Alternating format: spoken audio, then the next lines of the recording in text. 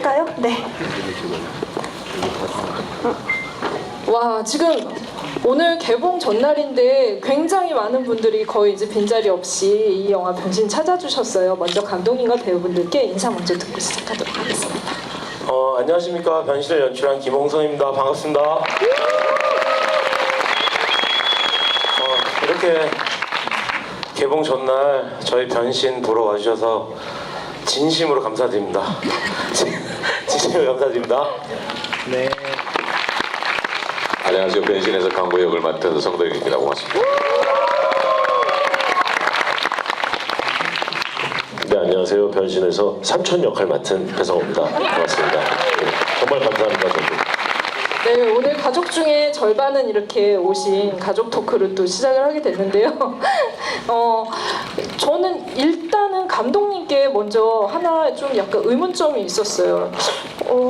전에 이제 감독님 작품 보신 분들은 기억도 하시겠지만 기술자들이나 반드시 잡는다 같은 경우 굉장히 타격감이 있는 액션 영화를 선보이셨었는데 갑자기 공포 영화는 처음이지 않으세요? 오늘 헤어스타일도 그전이랑 좀 변하신 것 같고 영화 스타일도 변하신 것 같아서 어떤 또 신경의 변화가 있어서 이 작품 하게 되셨는지.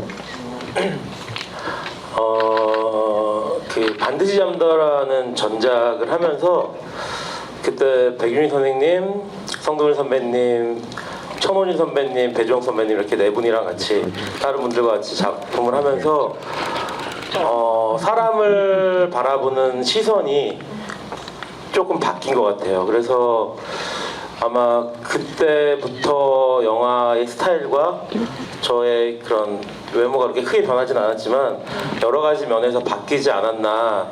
그런 시점에 이 제작자인 구성목 대표가 그 변신이라는 책을 갖다 기획을 해서 저한테 보여줬어요. 근데 원래는 이제 그 책 자체가 중수라는, 지금 보신 중수, 오컬트 성향이 굉장히 강하고 그 안에 가족 얘기가 이렇게 들어가 있는 약간 액자식 구성의 그 이야기였는데, 제가 약간 성향이 바뀐 다음에 그 책을 보니까 기획이나 포인트가 되게 좋은 게 있는데 가족 얘기나 이런 사람에 대한 얘기를 갖다 좀 더 키우면 어떨까 생각을 해서 각색을 갖다가 가족 얘기 위주로 진행을 했습니다. 그래서 가족 이야기인 호러 영화에 오컬트적인 요소를 갖다가 묻히는 약간 이런 식으로 바꾸면서 이게 그냥 단지 오컬트 영화, 이런 호러 영화라기보다는 가족 얘기가 조금 사람에 대한 얘기가 좀 더 많이 들어가 있는 그런 영화라서 기술자들이랑 조금 다르지만 뭐 공모자들이랑 반드시 잡는다랑은 약간 맥락이 비슷하지 않나 네. 생각을 합니다. 네, 말씀하신 것처럼 공포 한 장르 안에 지금까지 봐왔던 여러 공포 영화들이 이렇게 장면마다 변신을 하면서 녹아져 있다라는 생각이 들어서 감독님 매력적이다라고 생각하셨을 것 같은데, 사실 저는 반드시 잡는다 하시고 나서 성동일 배우님이 다시 또 감독님이랑 작업을 하신 거잖아요. 그래서 저는 그 영화 보면서 와, 배우를 이렇게 고생시키는 감독이 있나? 다음 작품 또 하자 그러면은 과연 할까라는 생각을 했는데 이번에 또 걸리신 것 같다는 생각도 조금 없잖아 있어요. 네. 굉장히 많이 설득을 하신 걸로 전해 들었는데.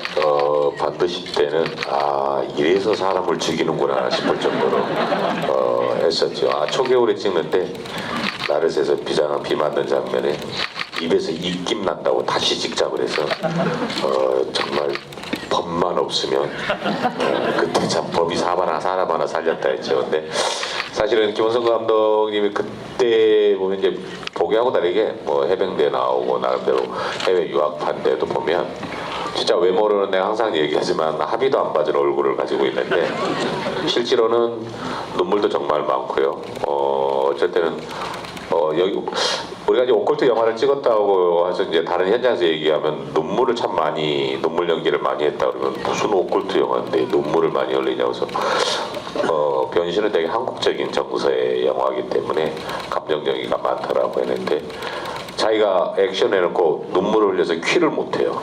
카스를 못해가지고 네. 우리는 계속 호흡을 가지고 뭘 더 해야 돼요. 네. 근데 카스를 안 하니까 둘이 하다가도 네. 서로 눈빛으로 얘기하자. 병신 왜 카스를 안 해? 더 이상 할 것도 없는데 우리 할 정도로 보면 모니터를 보고 그 장면에서 울고 있어요. 그러니까 보기보다 되게 뭐 여리신 분. 네. 공모전 기술자 반드시 센 걸 했지만 마음적으로는 그 여려요. 그래서 그게 되게 너무 이 사람으로서 되게 좋아했죠, 사실은. 사실은 이제 그 반드시 잡는도 또 추적극이고 어떻게 범인을 잡는 거긴 한데 그때 감독님이 이 장르가 항상 왜 젊은 사람들의 전유물이 되느냐, 노인들 나이가 든 사람들도 충분히 액션을 할 수 있다 하면서 성동일 배우랑 같이 손을 잡으신 거였거든요. 근데 뭐 외적인 얘기인데 제일 힘들었을 거예요. 네. 공모자 기술자들 때 기술자 고창석이가 친한데 네. 어느 날 전화 왔어요. 형 김홍성 감독이랑 영화에서 네. 왜? 몰라? 근데 아니 형 뭐 반드시 한다며. 그래서 그 감독이 김홍선이야. 그랬더니 그럼 네가 옛날에 얘기했던 네. 밥 먹을 시간도 안 주고 뛰었다는 감독이 김홍선이야. 그랬더니 맞다고. 그래서 안 한다 그랬어요. 바로 거절. 바로 거절했었죠. 근데 봤더니 영화에 미친 사람이었더라고요. 네, 정말. 알겠습니다. 네. 성동일 배우님까지는 약간 이렇게 인지가 있는 상태에서 마음을 단단히 먹고 들어왔는데 배성우 배우님은 왜 이렇게 선택을 선택했을까 이렇게 궁금증도 들면서 그리고 또 사제복은 강동원 씨가 워낙 이렇게 뭔가 본인 맞춤 정장처럼 이렇게 좀 입었던 옷이라서 삼촌이 입은 사제복은 굉장히 좀 신기하기도 하고 또 약간 두려움도 있으셨을 것 같다는 생각도 들거든요. 이 역할에 대해서 좀 제안받고 어떠셨는지. 네, 저도 사실은 역할만 보고 들어갔다기보다는 이 소재도 굉장히 뭔가 사실 처음 들었을 때는 뜬금없기도 했어요. 뜬금없기도 했는데 굉장히 독특하고 신선하기도 했고 그것을 가족 안에서 풀어갔다는 것이 또 마음이 많이 끌렸고요. 그래서 뭐 사실 이 작품 보셨으니까 알겠지만 혼자 뭘 끌어가거나 이런 게 아니라 가족들이 전체적으로 돌아가면서 도는 역할이라서 네, 도는 그런 영화라서 뭐 재미있겠다 싶은 생각이 있었죠. 그리고 그 사제복의 그 청순함 같은 느낌은 굳이 많이 보셨는데 그리고 사실 저희 제 동갑내기 친척 중에 신부님이 있거든요. 네. 굉장히 편안한 인상이에요. 네. 그래서 저 정도면 충분히 리얼하긴 하겠다. 가능하다. 네. 그런 생각을 했습니다. 네, 늘 리얼한 연기를 사실은 하셨기 때문에 이번에 약간 또 이제 그 사제도 리얼하게 이제 한번 보여주겠다. 그런 생각이. 그리고 이제 보셨으니까 사실은 그 사제도 한번 돌 때가 있잖아요. 네, 그러면 또 약간 전공 분야라서 흥미가 갔습니다. 네, 알겠습니다. 저는 진짜 이게 세상에서 가장 가까운 사람이 가까운 사람이 악마가 될 수 있고 그리고 이 악마인지 아닌지도 사실은 굉장히 헷갈리게 만들고 이런 것들이 진짜 이제 두 배우님 말씀하신 것처럼 좀 이렇게 매력적이었던 것 같아요. 감독님도 그 부분을 최대한 살리는 어떤 연출들을 많이 고심을 하셨을 텐데 그 설정에서 좀 이렇게 어떻게 가져오시고 어떻게 좀 전개하고 싶으셨었는지 보여주고 싶으셨던 부분을 좀 약간 포인트로 얘기해 주신다면. 책 각색을 하면서 배성 선배님도 우리 제작자랑 그 캐스팅에 대한 얘기가 끝났었고 성동일 선배님도 그렇고 장은원 선배님도 배우분들이 신인분들을 제외하고는 픽스가 된 상태에서 2달 정도 책을 바꾸면서 선배님들을 아예 다 놓고선 녹여가지고 책을 썼어요.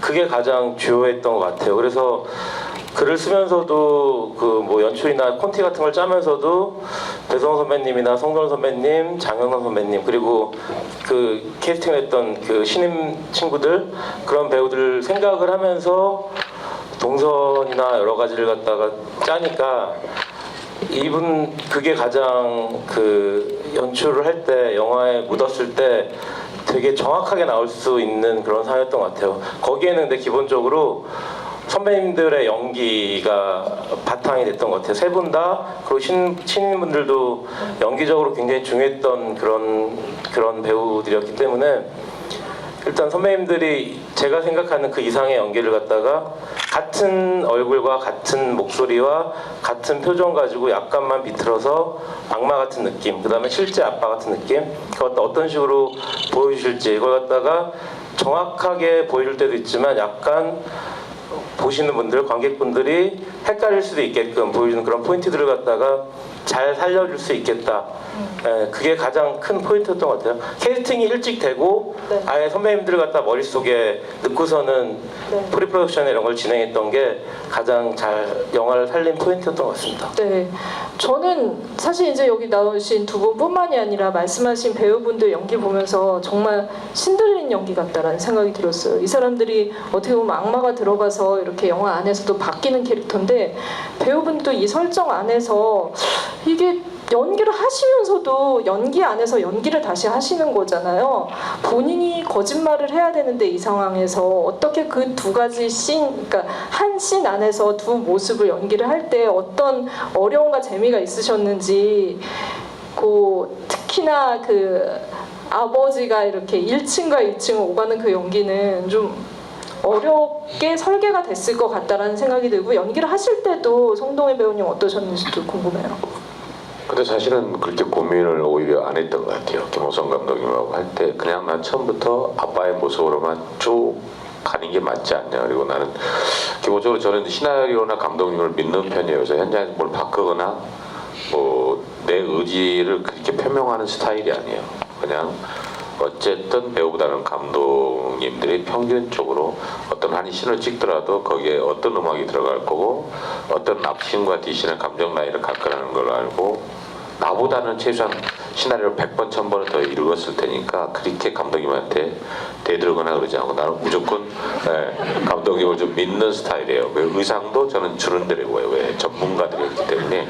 그래서 저는 그냥 현장 나오면 편하게 하는 편이에요. 그래서 연기도 배우의 단점이 답을 알고 아까 말씀하신 대로 답을 알고 하기 때문에 정말 뻔뻔하게 거짓말을 잘 하거나 아니면 정말 누가 봐도 참 연기한다로 연기를 하거나 제 생각은 그런데 이거는 정말 거짓말을 좀 뻔뻔하게 잘하면 이 영화는 좀 괜찮지 않겠나 싶어서 그냥 처음부터 끝까지 아빠의 모습으로 갔죠. 그래서 뭐 강한 표정이나 크게 목소리를 높이거나 근데 우리 영화의 장점이 변신은 분명히 누구나 다 할 수 있는 말이에요. 누가 예고편을 보고 왜 엄마가 밥상을 뒤집어 엎냐 그러더라고요. 그거는 아들이 반찬 투정해서 뒤집어 엎는다라고 간단하게 얘기했죠. 근데 진짜 엄마가 할 수 있는 얘기예요. 그러니까 계속 그게 리얼한 대사인 거죠. 굳이 악마가 들어갔다고 인상을 쓰고 목소리를 바꿔서 하는 게 아니라 아빠도 그래요. 우리 딸 잘 컸네. 할 수 있는 얘기예요. 아유 우리 딸 잘 컸네. 중수가 얘기해요. 형 그럼 나는 뭐야? 울면서 얘기해줘. 동생이 할 수 있는 이야기. 사실은 진짜 그게 새로운 걸 엉뚱한 얘기를 한 게 아니라 난 널 죽이러 왔어 네가 싫어 이러는 게 아니라 가족의 일원으로서 할 수 있는 대사들이잖아요. 생뚱맞는 게 아니라 저는 그게 너무 좋았던 것 같아요. 오히려 그게 그러니까 친근한 가장 편한 집에서 가장 친한 잘 안다는 가족이 그런 걸 할 때가 제일 무서워서 연기는 저는 그렇게 고민 안 했어요. 그냥 처음부터 끝까지 네. 아빠의 모습이다. 아빠의 대사와 아빠의 그러니까 장르의 차이인 거죠. 톤에 뭐 기자님이 그 식탁에 망치 들고 가는 걸 얘기하고 갑자기 무릎 꿇고 탁 찾는 장면에 애가 없잖아요. 근데 그 장면에 응답하라에 나왔으면 많이 웃었을 거라고 얘기를 해요. 저는. 그건 뭐냐면 이 영화는 오컬트식의 하나의 톤의 영화인 거지 그 장면에 그 톤이 맞는 거니까 무서운 건데 진짜 그거를 뭐 응답하라나 이런 데 추노에 갖다 쓰면 되게 웃을 거예요. 그러니까 저는 그만큼 신화를 믿고 갔죠. 그래서 아무것도 저는 한 거 없어요 진짜. 네, 감독님이 컷 해주시기만 기다렸었는데 네, 단지 컷이 늦었을 뿐 리얼하게 연기를 하셨다. 반면에 어떻게 보면 중수 캐릭터 같은 경우는 굉장히 그 이제 첫 장면에서도 본인이 이렇게 뭔가 어떻게 사제로서 하려던 거에 실패를 하고 나서 그 내적 갈등 그런 것들을 가지고 있는 캐릭터잖아요. 그리고 다시 장난으로 들어갔을 때 좀 이렇게 연기하는 톤도 마냥 리얼하게 하는 것과는 조금 달랐을 것 같은데 어떤 톤으로 또 연기를 하시려고 하셨나요? 네, 저도 사실은 뭐 선배님 얘기하신 거랑 비슷하긴 한데요. 어떤 예를 들어서 저희 영화 예를 들면 뭐 내적 갈등이라든가 아니면 뭐 죄책감 같은 것들을 가지고 있는 캐릭터라고 해서 생활할 때 그거를 하루 24시간 내내 표현하거나 그거에 대한 생각을 갖고만 살진 않잖아요. 그래서 어떤 포인트들은 아까 선배님 말씀하신 대로 감독님께서 씬 안에 어떤 포인트로 넣어줬을 때 그게 표현이 되는 것이지 제가 살짝 얹혀야 그게 어떻게 보면 보시는 분들도 산뜻하게 받아들이실 수 있는 포인트가 되지 제가 그걸 막 어떤 톤으로 잡고 간다고 해서 그렇게 받아들여 주시지는 않는 것 같아요. 오히려 부담스럽게 느끼시지. 그래서 이번에도 마찬가지로 최대한 제가 느낄 수 있는 리얼함을 가지고 가려고 했고요. 그러다 보니까 뭐 그런 느낌이 나오지 않았나 싶어요. 네. 그러니까 제가 덧붙여 설명은 혹시라도 시간이 되시면 다시 한번 보시면 영화가 새롭게 보여요. 정말로. 왜 그러냐면 저희가 대본 연습할 때 중요한 얘기네요. 리허설 때도 없었는데 중수가 사실은 자기 얘기하잖아요. 눈물 연기가 대본 리허설 때는 없었어요. 그래서 정말 그냥 진짜 동생으로 가자. 진짜 형으로 갈게라고 해서 실제로 현장에서 더 많이 눈물 연기를 했어요. 근데 감독님이 딱 눈에 고여 있는 눈물까지만 편집으로 딱 끝내고 없었죠. 근데 지금 그걸 보고 제대로 알고 보면 그 악마가 눈물로 호소하잖아요, 나한테. 네. 근데 나는 진짜 헷갈리게. 동생으로 보고 있잖아요. 그러니까 그것도 현장에서 리허설 할 때 둘이가 이제 어쨌든 뭐 연극 배우다 보니까 생각지도 않게 감정이 그렇게 올라갔죠. 그래서 정말 눈물 연기로 둘이 했는데 저는 그 장면이 그렇게 소름 끼치더라고요, 사실은. 네. 원래는 그렇게까지 감정이 나는 악마고 본인은 이제 악마인 줄 아니까 나는 모르는 거고 이렇게 싸움이 돼야 됐는데 실제로 하니까 정말 형하고 친동생으로 연기를 해버리니까 그런 장면이 나왔던 것 같아요. 안 그러면 진짜 이미 답을 하니까 가식적으로 할 수 있는데 정말 둘이 같이 울었어요. 그 장면을 계속 찍으면서. 그 사실 울면 잘 속잖아요, 사람들이. 그쵸. 네. 네. 우는 거에 약해지죠. 그리고 네, 감정이. 네. 그리고 말씀하신 것처럼 좀 재밌었던 게 정말 자기, 그러니까 어떤 가족으로 내가 삼촌으로서 얘기하는 게 아니라 중수로서 얘기하는 게 오히려 악마가 왔을 때 그냥 본인 중수의 정말 속내로 얘기하거든요. 아까 말씀하셨던 것처럼 그 장영남 씨 반찬 투정 때문에 화내는 장면 같은 경우도 그 당시 거기서는 엄마가 애를 위해서 너 이렇게 골고루 안 먹으면 건강에 해로워가 아니라 나는 내가 언젠가는 엄마가 밥상 엎을 줄 알았어. 내가 반찬 투정이 너무 심해서.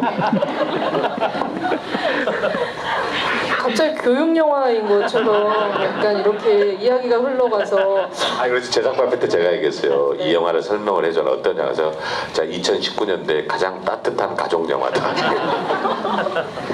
감독님 근데 연출하실 때도 사실은 이 두 배우의 감정선이 그렇게 감독님이 이제 그 시나리오를 미리 설계를 했음에도 불구하고 굉장히 헷갈리고 이게 어디까지 갈지 컨트롤이 안 되는 상황도 있었을 것 같다는 생각이 들어요. 저는 그런 상황들이 배우분들이 이제 감정이나 이런 거에 그런 상황들이 발생을 갖다가 하는데 종종 그러면은 끝까지 그냥 그 선배님들이 하시게끔 보는 편입니다.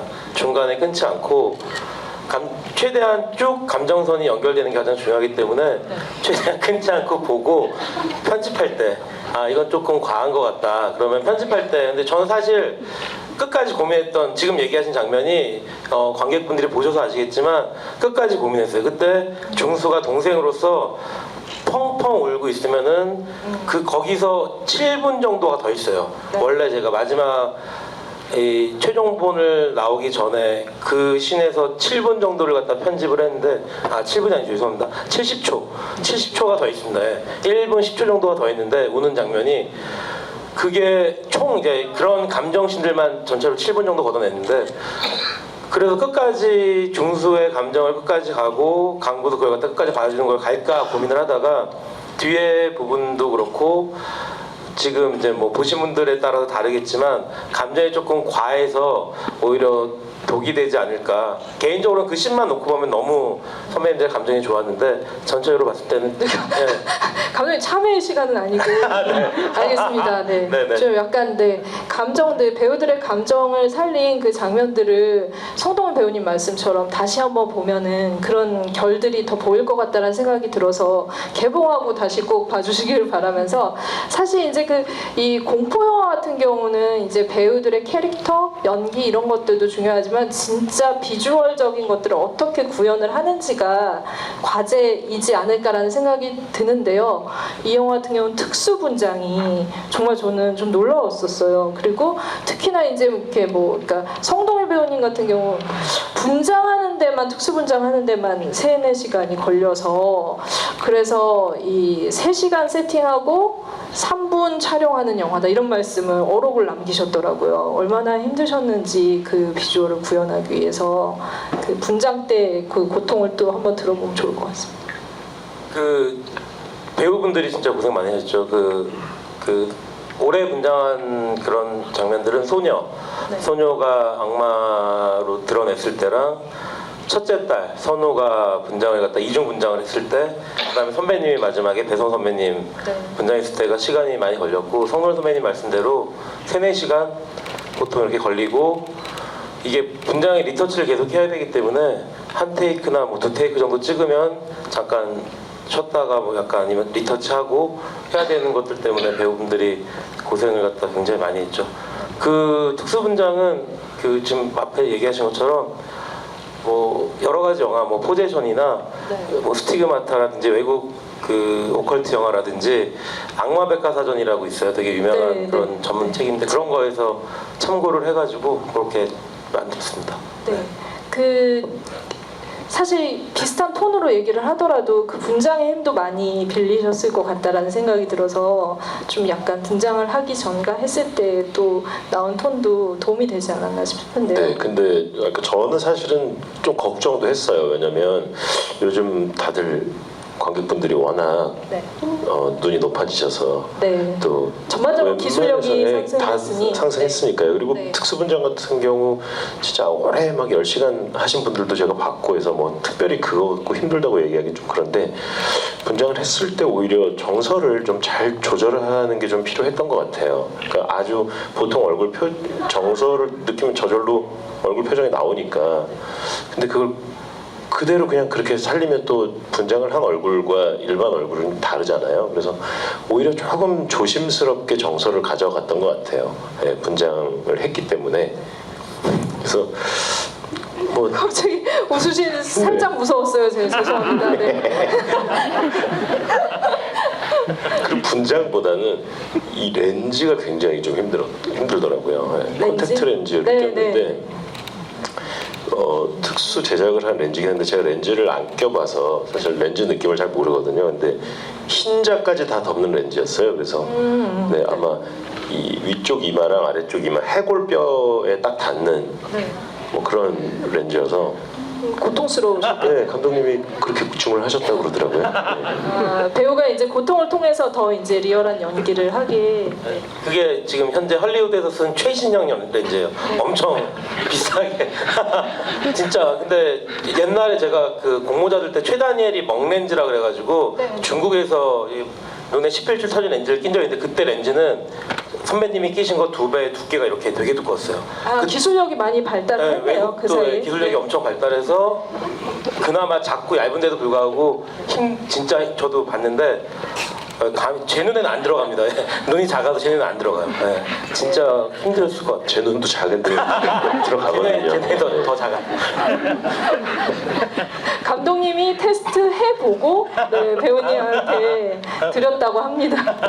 사실은 특수분장이 어느 정도 힘들었냐면, 그 잠깐 나오는 고마 장면에 그 외국 친구 있잖아요. 그 친구가 4시간 정도 넘게 걸렸는데, 그걸 뛰는데도 1시간 반 걸려요. 이거 막 뜯는 게 아니라 알코올 같은 걸로 하나 면봉을 이렇게 하면서 이걸 하나하나 다 걷어내야 돼요.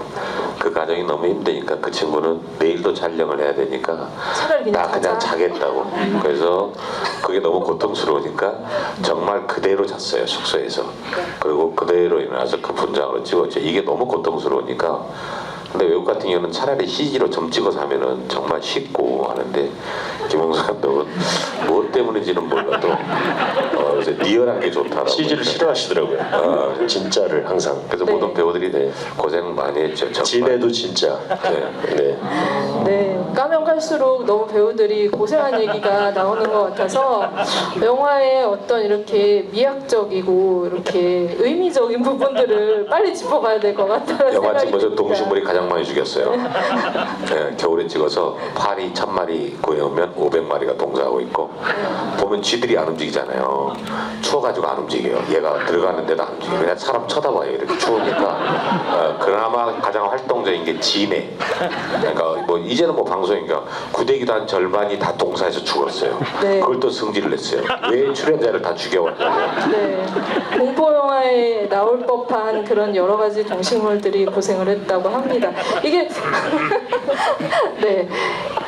저는 어쨌든 이 영화에 굉장히 지금 언급하신 많은 공포들이 나오고 있지만 이 장르 중에서도 중산층이 이상한 집에 와서 겪는 그런 고통들, 이런 이렇게 혼란, 혼돈 이런 것들은 많이 있잖아요. 그 하우스 호러라고 할 수도 있는데 이 장르에 이런 것들을 결합시킨 게 좀 재밌었어요. 그러니까 한정된 공간 안에서 부마자들이나 아니면 사제들이 나와서 그 안에서만 벌어지는 일을 구성을 한 게 연출적으로도 굉장히 흥미롭다라는 생각을 했는데 좀 약간 어떻게 구성하셨는지. 그 아까 초반에 성노은 선배님이 잠깐 얘기해 주셨는데 모든 분들이 꼭 가는 집, 대한민국에 있는 우리나라에 있는 뭐 모든 사람들이 가는 집, 그리고 매일 보는 가족, 이 가족들과 그 가장 편안해야 되는 집에서 그 가장 편한 가족이 이상하게 행동을 하거나 이상하게 변하거나 했을 때 거기서 오는 공포감, 그 다음에 성노 선배님이 얘기했지만 뭐 아빠가 진짜 뉴스에 가끔 나오지만 정말 나쁜 아빠가 그 자식들을 갖다 성적으로 학대를 한다든지 아니면 엄마가 자식들한테 스트레스를 받는 것 같다가 엄마 입으로 얘기한다든지 삼촌이 하는 얘기라든지 둘째 딸이 첫째 딸 선우의 마음을 갖다 읽고 우리들 때문에 힘들지라고 얘기할 수 있는 현실적인 그런 대사들이 굉장히 공포스럽다고 생각을 했고, 밀실 공포를 할 수 있었던 이유는 가족이 이상하기 때문에, 지금까지 몇십 년 살아온 가족이 이상하기 때문에 다른 데는 갇혀 있다가 도망을 치겠지만 집은 도망을 치지 않는다. 그래서 중후반까지는 서스펜스를 갖다가 끌고 갈 수 있겠다. 아무리 가족이 이상하게 변해도 진짜로 해를 가하지 않으면 도망치지 않겠다. 그게 굉장히 재밌었어요. 그래서 마지막 거의 뭐 한 3막 정도 시작을 하면 영화 보셔서 아시겠지만 현주가 죽습니다. 둘째 딸이 죽는데 다 그 전까지는 너무 심하면 도망가거나 이 내러티브가 깨지니까, 그리고 악마라는 것 자체가 무목적이기 때문에 가족들을 괴롭히기만 하다가 현주가 죽는 순간부터 가족들을 갖다, 그때 현주를 죽이는 이유도 발타자르가 필리핀에서 오기 때문에 그때부터 가족들 갖다가 본격적으로 해하기 시작하는데 그 순간이 돼야지만 그런 집에서, 그 편안한 집에서 도망갈 생각을 하게 되는 거고, 영화상에는 편집이 됐지만 그래서 아빠가 우종이 막내 아들한테 도망가라고, 중수가 악마인 게 이제 밝혀졌을 때 우종이가 현관문으로 뛰어가서 현관문을 열라고 하는데 현관문이 안 열립니다. 안 열리고 그럼 어쩔 수 없이 지하실로 가서 그 작은 누나가 있는 그 공간에 거기에 숨으려고 하다가 이제 죽어있는 둘째 딸 갖다 발견하는 그런 장면인데, 그런 것 때문에 집에서 일어나는 공포가, 그리고 가족으로 인해서 일어나는 공포가 흥미롭다. 그래서 예, 그걸 갖다 세팅을 그렇게 했다라고 생각합니다. 사실은 그래서 이 영화의 파격적인 결말도 가족끼리 서로 어떻게 보면은 중요한 상황이라면 있을 수 없는 그런 것들인데, 알고 보면 이 상징적인 장면들이 이 사회의 문제들을 사람들이 극단으로 치달았을 때 어떻게 서로를 해할 수 있는지, 속고 속이고 그런 가운데서 의심하고 교란시키고 이런 사탄들이 어떻게 보면은 현재 우리한테도 꼭 이런 장르가 아니더라도 있을 수 있는 문제라는 생각이 들었어요. 그 장면의 그 밀도가 그래서 굉장히 높을 수밖에 없었는데, 성동일 배우님은 그 장면 연출하실 때 그 어떤 또 마음이 드셨는지도 좀 궁금해요. 어떤 장면? 마지막에. 네. 중수랑 그것도 저는 똑같았던 것 같아요. 정말 그것도 사실은 되게 감정이 많이 올라갔었죠. 그때는 어찌됐든 또 진짜 동생인지를 답을 알고 있는데, 그래서 오히려 그때가 처음 리딩했을 때는 가장 이 영화 전체를 마무리 짓는 거 아닌가라고 생각을 했는데 결국은 그것도 감독님이 여러 적정세 다 잘라냈죠. 딱 그 선까지 했는데 그때도 정말 형 동생으로 갔던 게 나머지는 별로 저는 그렇게 고민은 안 된 것 같아요. 또 성우도 그냥 제가 이 영화 전체에서 애드립이 거의 없어요. 근데 딱 그 장면에서 애드립을 2마디를 했어요. 3마디인가 2마디를 더 했죠. 뭐랬냐면 대본상에서는 이게 찔리고 나서 십자가에 찔리고 대사가 중수야가 2번 있는데 3번을 더 했어요. 그거 말고는 전혀 이 영화 전체에 애드립이 없어요. 중수야 3번. 중수야를 더 부르신 거는 그만큼 절박했기 때문에. 그러니까 호흡 대신 대사를 했는데 정말 그때도 그 장면에 그냥 형제 항상 내가 얘기하는 형제, 네. 특별하게 뭐 저는 안 했던 것 같아요. 그냥. 절박하게 사실은 중수야를 3번 애드립으로 부르실 정도로 그 장면이 그 부르시는 동안에 숨을 참고 계셨어야 됐잖아요. 사실은 그 연기도 지금 최장기간 숨 참기를 한 어떤 연기로 도전을 해도 될 만큼 쉽지 않은 명장면이 탄생을 했는데 그때 또 숨 참은 요령을 얘기할 수는 없고요.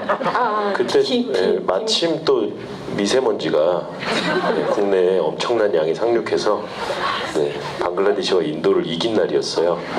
그러다 보니까 대단한 그냥 날이네요. 마음으로는 먼지 덜 먹자라는 마음으로 열심히 참았던 것 같습니다. 저희가 그 장면을 찍을 때 요즘 영화 세트는 천정도 진짜 집처럼 똑같이 했어요. 그래서 저희 장면이 벽 쪽에서 오바가 없어요. 진짜 집처럼 아예 만들어서 우리가 흔히 얘기하는 이 띄었다 붙였다가 안 돼요. 그래서 옆모습을 찍었어요. 클로즈 같은 경우는.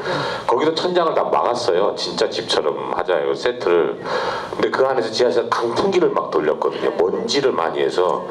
근데 스태프들은 이걸 다 쓰고 마스크를 쓰고 다녀요. 그쵸. 우리는 제일 힘들었죠. 얘는 악마로 변할 때 우와 해야 강풍기는 뒤에서 불어대지.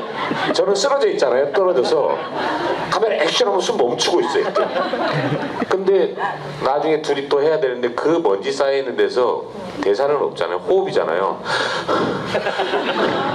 그래서 그 안에 모든 더러운 공기는 우리 폐가 공기청정기가 돼가지고 다 빨아줬을 정도로. 그래서 그거를 찍은 날은 꼭 삼겹살을 먹었죠. 정말 너무 먼지가 많아서 고마워 먼지 많이 먹게 해줘서. 애 많이 썼어요. 배성우 씨. 네, 가장 어떻게 보면 감정씬이 격하게 있던 장면이었는데 그만큼 고충도 있었던 것 같습니다. 리얼한 어떤 고통 속에서 정말 명령기가 탄생하는 게 아닐까라는 생각을 하게 되는데요. 마지막 장면까지 제가 좀 질문 드려봤어요. 지금 관객분들한테 마이크를 드릴 텐데 오늘 질문해주신 분들에게는 사인 포스터를 드리려고 해요. 그래서 빨리 손을 들으셔서 겟하시기 바랍니다. 제일 먼저 드신 분부터 제가 마이크 드리겠습니다. 이쪽에 그 하얀색 티셔츠 입으신 분.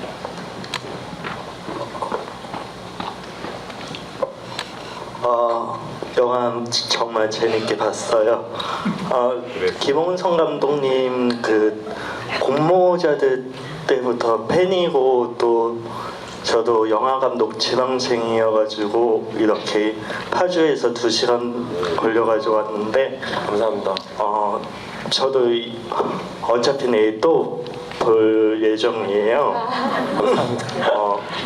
먼저 성동희 배우님 그리고 배성우님께 질문하고 싶은 것은 이게 공포 영화다 보니까 그 현장에서 조금 이상한 기운 뭐 이런 게 많이 있다고 들었어요. 혹시 제일 어려웠던 점 그리고 감독님께 말씀드리고 싶은 것은 그 연출을 하시면서 제일 어려웠던 부분이 무엇인지 알고 싶어요. 네. 그러면 배우분들께 먼저 공포 영화라 이상한 기운을 느낀다 이런 얘기가 많이 충무로에 떠돌죠. 근데 진짜로 실제로 경험하시기도 했는지 이번 영화에서 보통 경험하면은 영화가 대박이 터진다 이런 속설도 있습니다.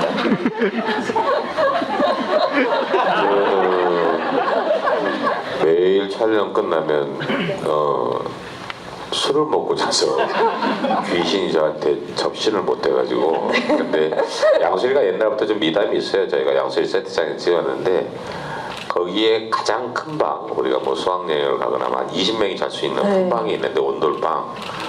거기서 뭐 아침에 예를 들면 애가 그렇게 뛰어놀았다고 왔다 갔다 해서 스텝이 못 잤다고.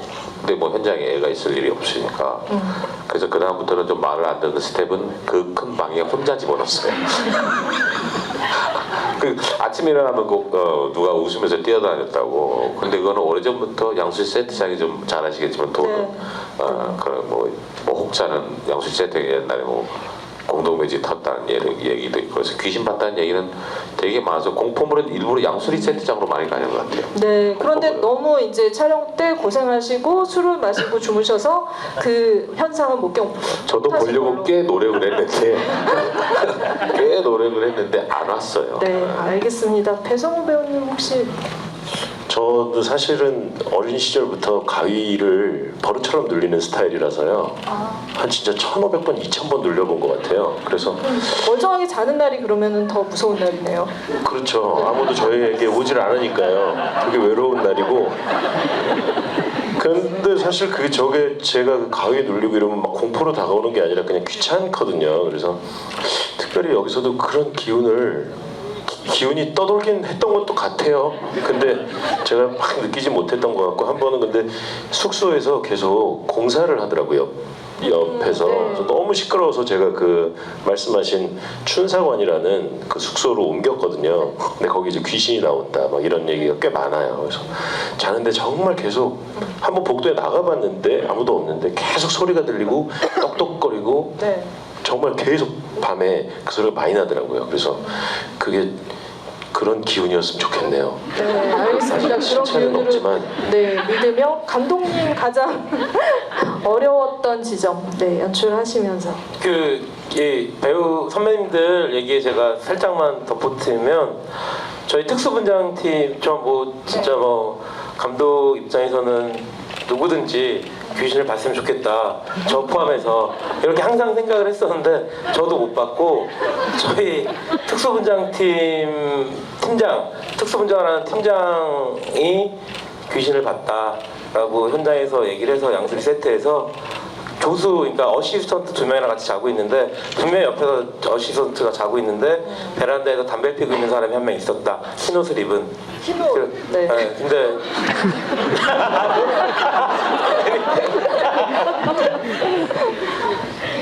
그리고 질문 힘들었던 점은 사실은 현장은 항상 너무 즐겁고 선배님들도 너무 좋으시고 후배들도 그렇고 스태프들도 2작품, 3작품, 4작품째 같이 하는 스태프들이어서 합도 너무 좋았고 전반적으로 힘들었던 적은 그런 건 별로 없었고 연출적으로 호러 영화인데 제가 호러 스릴러이기 때문에 판타지를 최대한 배제하기 위해서 그런 현실적으로 어떻게 바닥에 이야기를 갖다가 듣게 하느냐 그 부분이 가장 고민했던 것 같아요. 매일 밤마다 생각을 하고 촬영할 때도 계속 생각을 하면서 시나리오를 조금씩 고치고 그 다음에 그러니까 악마죠. 악마가 부엌에 있으면 변신한 거기 때문에 실제 인물이 어딘가에 있어야 되거든요.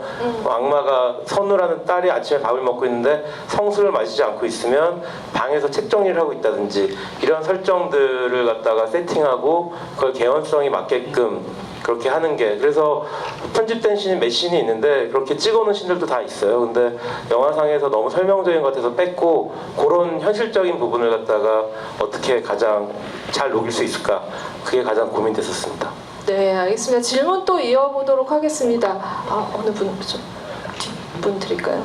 저 맨 뒤쪽에 셔츠 입으신 분. 네. 네, 안녕하세요. 저는 서울에서 온 김민철이고요. 일단 영화 너무 재밌게 잘 본 것 같습니다. 네. 근데 저 영화를 사실 이런 무서운 영화를 진짜 안 좋아하거든요. 평소 때 거의 안 보는데 우연찮게 티켓이 생겨서 영화가 뭔지도 모르고 왔어요. 모르고 왔는데 너무 좀 재밌게 봤었고 그렇지만 2번은 못 볼 것 같습니다. 네. 개인적으로 궁금한 거는 제가 성동일 배우님이랑 배성우 배우님 2분 다 너무 좋아하는데 코믹 연기 같은 거 평소 때 많이 하시잖아요.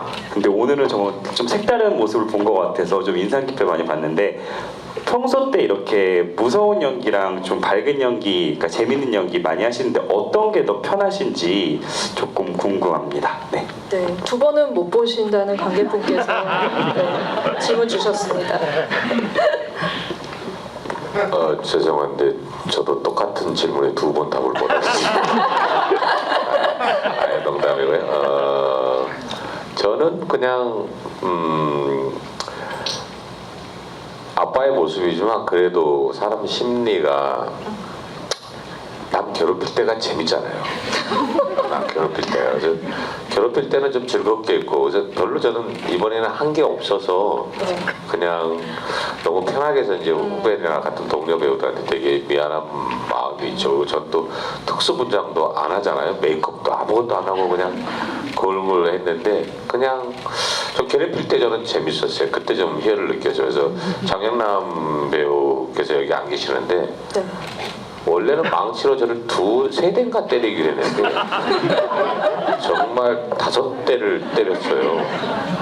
그래서 애드립이셨군요. 네, 두 번은. 정말 아파서 그 장면이 아프다 간 거거든요. 근데 이 손이 멍이 들었었는데 그리고 선배님 죄송합니다. 제가 감정이 좀 격해서 그렇게 더 때렸다고. 네. 근데요 때리고 나니까 속이 뻥 뚫리더라고요. 그러니까 어쨌든 괴롭히는 얘기 좋아요. 저는 재밌게 했어요. 재밌게. 네. 좀 더 딸을 더 둘 다 이렇게 계단 밑으로 던졌어야 되는데 하나만 던진 게 계속 마음에 걸리기도 하고 주방에서 망치 들었을 때 둘째 딸을 꼭 찾았어야 되는데 못 찾은 게 지금도 좀 한이 되네요. 네, 국민 아빠로 알려져 있으신 송도일 배우님, 저 진짜 너무너무 긴장이 되는 장면들을 영화에서 공포의 장면들을 연출을 해주셨고 아마 이제 그런 것들이 이런 이 연기적으로 잘 나타난 것 같긴 한데 재밌는 연기 하실 때도 꼭 이렇게 대답하시더라고요. 정말 즐겁게 찍었다 이런 얘기를 하셔서 이게 뭐 이렇게 의도적으로 어느 쪽을 더 재밌어 즐거워하신다기보다는 다 잘하시는 것 같아요. 네. 박수를 좀 드릴까요?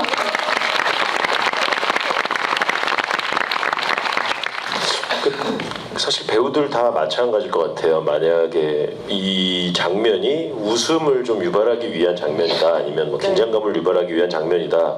물론 알고는 연기를 하지만 연기할 때 그 배역 자체는 내가 웃기려고 뭘 하는 것도 아니고 내가 누구를 무섭게 하려고 행동하는 건 아니기 네. 때문에 그냥 그 배역의 감정이랑 배역의 행동 목적에 따라서 움직이게 되는 것 같아요. 그거를 감독님들께서 어떤 재미있는 밝은 장면에 쓰실 수도 있는 것이고 되게 뭐 무섭거나 아니면 슬프거나 하는 장면에 쓰실 수도 있는 것 같아요. 그래서 저 연기할 때는 다 마찬가지인 것 같습니다. 그리고 다 어렵죠. 네. 네, 알겠습니다.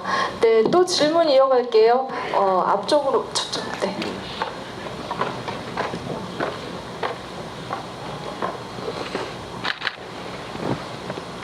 네, 영화 정말 잘 봤고요. 저는 공포 영화를 되게 좋아하는데 오랜만에 정말 무서운 공포 영화를 보게 해주셔서 감사한데 대부분의 공포 영화는 마지막에 약간 후속편을 위해서 밑밥이라고 하죠. 그런 거 좀 까는 게 많거든요. 근데 제가 잘못 본 건지 저는 못 찾았어요. 근데 의도적으로 없앤 건지 아니면 제가 다시 봐야 되는 건지 궁금합니다. 아, 변신 2 시퀄. 네, 네. 정말 제대로 보신 거고요. 의도적으로 없앴어요. 네. 엔딩이 원래는 3가지 정도의 버전이 있었는데 선배님이랑 배성 선배님이랑 촬영 도중에 새로운 엔딩. 제가 엔딩이 약간 너무 딱 그렇게 마무리되는 느낌이라서 그냥 악마로 변한 다음에 카메라 앞으로 달려오면서 배드엔딩 얘기를 한 적 아마 있을 거예요. 세트에서 마지막에 그때 그래서 그냥 배드엔딩으로 배성 선배님이 해결하기 위해서 중수가 해결하기 위해서 악마를 받아들였으나 자기가 못 이겨서 악마가 되고 프레임 아웃하면서 가족이 다 죽고 악마는 살아있다라는 그런 배드엔딩이 하나 있었는데 아무래도 상업적으로는 조금 어울리지 않는 느낌이 있고 그렇게 되면 가족에 대한 희생이나 가족에 대한 그런 느낌이 많이 달라져서 얘기만 왔다 갔다 고민만 하다가 안 찍었고요. 또 하나는 우종이가 마지막까지 다 가고 아빠가 모든 게 끝난 상황에서 우종이가 누나한테 안기잖아요. 그러고 울고 있다가 우종이가 돌아보면서 아빠를 쳐다보면서 눈이 바뀌는 장면이 있어요. 악마가 아직 중수가 희생을 했지만 악마가 살아있다. 그건 촬영을 했고 뭐 CG랑 후반 작업까지 다 했는데 그럼 완전 장르 영화로 가는 거고 어떻게 보면은 기시감이 저는 사실 이 엔딩이 어떻게 보면은 옛날에 엑소시스트라든지 그런 영화들이랑 비슷하긴 하지만 최근의 관객분들한테는 조금 더 신선하지 않을까, 조금 더 한국적이고 그래서 지금 우종이가 아직까지 악마가 살아서 막내 아들한테 살아있다. 이거는 조금 더 뭐 이렇게 툴을 갖다가 예견한다든지 그런 것들에 대해서 기시감이 더 클 것 같아서 그거는 편집을 해서 안 썼습니다. 네. 네, 만약에 다시 나오면은 진짜 죽었다 살아나야 되니까 또 부활이로 제목을 바꿔야 되는 그런 상황이 생기네요. 네. 또 질문 이어가도록 하겠습니다. 배성우 배우님께서 많은 분들이 지금 손을 들어주셔서 흔드시는 분 다 흔들어요 그러면은. 네. 지금 모든 분들이 흔들고 계시고 아까 저기 제일 먼저 흔드신 지금 안경 끼신 남성 관객분. 네. 사실은 성우가 네. 눈이 정말 나빠요. TMI. 네, 안녕하세요. 김홍성 감독님 영화 너무 잘 봤고 이하정 기자님 시내 20일 잘 보고 있습니다. 아, 네, 감사합니다. 네. 그리고 네, 이번에 접지는 시내 21. 네, 이번에 배성우 배우님이랑 성동일 배우님 연기도 굉장히 잘 봤고 저는 고3이고 오늘 충청도에서 이거 보려고 여기까지 올라왔는데요. 와, 네, 저도- 제일 멀리서 오신 것 같은데요. 네. 네, 저도 영화 감독을 희망하고 있는 한 사람으로서 말씀을 드리면 일단 저는 이 영화를 이 영화 보기 전에 가족이 다 살아서 해피엔딩으로 끝날 줄 알았는데 이제 그런 요소들을 약간 파괴를 하시고 가족이 죽잖아요. 이제 그런 점에서 저는 굉장히 감명을 받았고 뭐 촬영이나 아니, 대한민국 연출 지망생들의 이제 사고가 지금 네, 앞으로 과연 어떤 영화가 한국 영화 이후 100년에 나올지 네, 흥미진진하네요. 네. 네, 그래서 제가 질문하고 싶은 거는 혹시 촬영하면서 있었던 좀 즐거웠거나 뭐 웃긴 에피소드가 있으면 하나 말씀해 주시고 혹시 변신 이후에 사실 뭐 차기작 같은 걸 구상하고 계신다면 그것도 말씀해 주세요. 그리고 혹시 혹시 이 메가토크 끝나고 같이 사진 촬영할 수 있는지 묻고 싶습니다. 네, 알겠습니다. 그럼 하나하나 차근차근 대답을 해볼까요? 네, 앞에 감상과 달리 즐거웠던 기억을 끄집어내 봐달라라는 말씀하셨어요. 네, 있었을까요? 네, 저 둘째 딸 죽었을 때 정말 감명받았다고 그러셔서요. 저는 사실은 그 둘째 맡은 조이현 배우가 가장 심하게 특수 분장을 했거든요. 네, 네, 다 네. 죽은 시체. 네, 맞아요. 그래서 굉장히 어떻게 보면 그로테스크한 분장이었는데 네. 그게 너무 귀여웠어요. 왜냐면 여기 빼고는 다 이 타이즈 쓴 것처럼 네. 쭈글쭈글한 모습이라 사실 어떻게 보면 무섭지만 제가 이제 뭐 이현이랑 현장에서는 또- 현장이니까 네, 네. 너무 귀여워서 모든 네. 스태프들이 다 와서 사진 한 번씩 찍어갈 네, 저희도 같이 막 찍으면서 특수 분장이 잘 돼서 네, 원체 좀 귀엽게 생긴 친구인데 네. 이렇게 찰싹 달라붙는 네. 그 쭈글쭈글한 옷을 입으니까 아주 귀여웠던 기억이 나서 감명 받으셨다고 해서 네, 그 알겠습니다. 말씀드립니다. 특수 분장이 잘 된 사례로 그리고 배우분이 굉장히 열연을 한 힘드셨을 것 같다라는 말로 정리를 좀 해보면 좋을 것 같습니다. 또 즐거웠던 기억이 혹시 있으시다면 한 분 더 들어볼까요? 김홍성 감독님하고 일하면서 즐거웠던 기억은 없어요.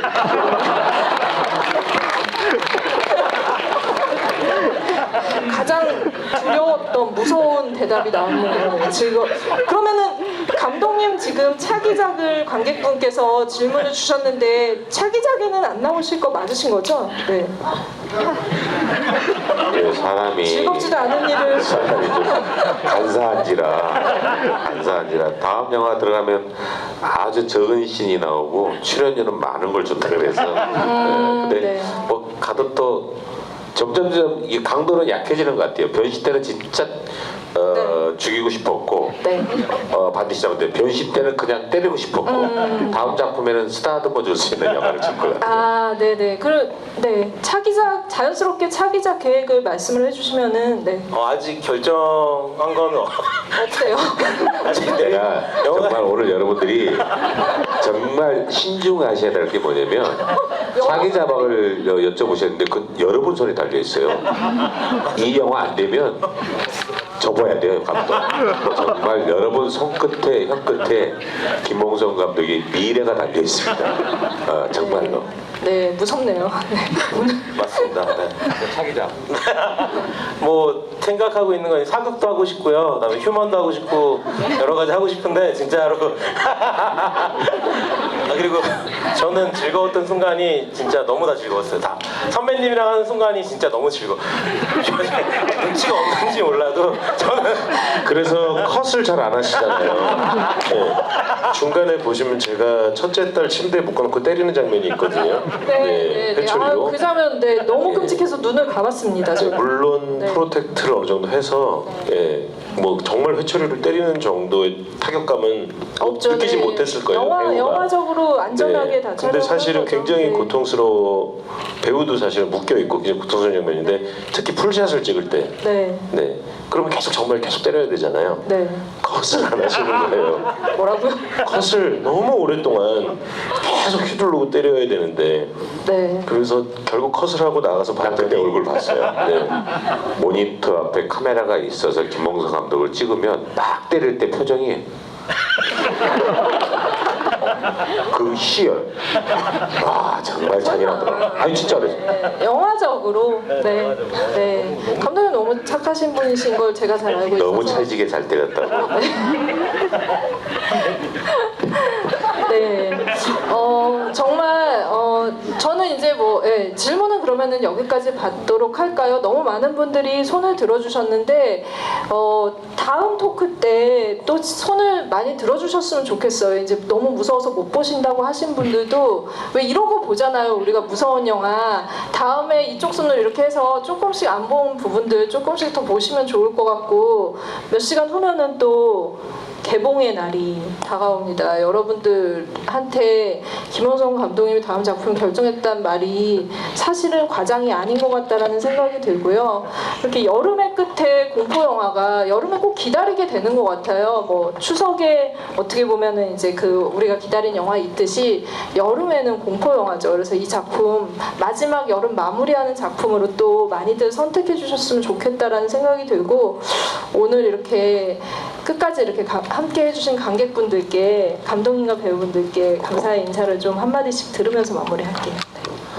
진짜 제가 선배님들은 작품 너무 많이들 하시고 계속 많이 하고 계시지만 저는 이제 4번째 작품인데 전작까지는 제가 조감독 생활을 갖다 한 6년 정도 했습니다. 6, 7년 정도 했는데 그때 제 사수인 오종록 감독님이라고 이제 드라마 쪽에 계신데 드라마 1회 방송하기 전에 그렇게 히트작도 많이 하시고 스타 PD이신 감독님이 떠시더라고요. 네. 지옥 같다면서 되게 떠시길래 제가 조감독 할 때는 그걸 몰랐어요. 네. 처음에 조감독 할 때는 너무 즐겁고 재밌는데 왜 이렇게 1회 방송하기 전에 떠시지? 라는 생각을 안 했다가 그리고 공모자들 기술자를 반드시 한다까지도 그런 느낌이 별로 없었습니다. 근데 이상하게도 이 작품 엄청 떨려요. 그래서 며칠 전부터 잠도 못 자고 네. 그래서 네. 진짜로 이렇게 영화 보러 와주셔서 정말 진심으로 제가 이제 진심으로 감사드립니다. 네. 감사합니다. 네. 저 또한 이렇게 시간 내주셔서 뭐 지방에서부터 이렇게 올라오시고 너무너무 고맙고요. 사실은 영화라는 게 뭐 1억짜리가 됐든 100억짜리가 됐든 남의 돈을 갖다 쓰는 입장이거든요. 저희가. 근데 그걸 또 여러분들한테 평가를 받아야 되는. 영화는 예를 들면 완성된 차를 파는 작업이잖아요. 그러니까 나중에 완성이 되면 바꿀 수가 없어요. 근데 아파트처럼 선분양이면 일단 분양을 한 다음에 원하는 대로 뜯어 고칠 수가 있는데 영화는 완성품을 만들어 놓고 여러분들한테 평가를 받기 때문에 김홍성 감독님이 말씀하신 대로 정말 떨려요. 사실은. 또 남의 돈을 쓰는 거라 내 돈이면 뭐 마음대로 펑펑 써도 되는데 그래서 사실은 얼마짜리가 됐든 모든 영화는 배우들도 그렇고 감독님을 믿고 따라서 최선을 다해서 만들거든요. 그러니까 저희 변신도 정말 김홍 감독님을 믿고 모든 배우들 스태프들이 최선을 다해서 열심히 찍었습니다. 그러니까 여러분들이 오늘 재밌게 보셨다면 좋은 말씀 좀 많이 해주시고 또 좀 부족하면 뭐 김원성 감독이나 저나 배성우도 또 열심히 앞으로 또 작업을 해서 더 좋은 연기자, 좋은 감독으로 남을 테니까요. 여러분들이 좀 많이 좀 응원 좀 해주십시오. 고맙습니다. 네. 말씀 너무 잘해주셔서. 네, 저는- 영화는 선분양이 아니다. 네, 네. 어록으로 남길게요. 저는 그냥 다시 한번 이렇게 자리해 주셔서 너무 감사드리고 영화 봐주시고 그리고 이 토크까지 함께 즐겁게 함께 해주셔서 그냥 더 거듭 감사하다는 말씀 드리고 싶습니다. 네, 감사합니다. 네, 오늘 이렇게 영화는 무시무시하고 긴장감이 정말 있었지만 토크는 굉장히 코믹했던 것 같고 이 내추럴한 연기가 만들어낸 새로운 공포 영화 여러분들도 많이 또 사랑해 주셨으면 좋겠습니다. 아까 관객분께서 이 요청하셨던 같이 기념 촬영할 수 있냐라는 거 다 응해 주실 거죠? 네, 그러면은 기념 촬영을 하면서 오늘은 마쳐보도록 할게요. 감사합니다.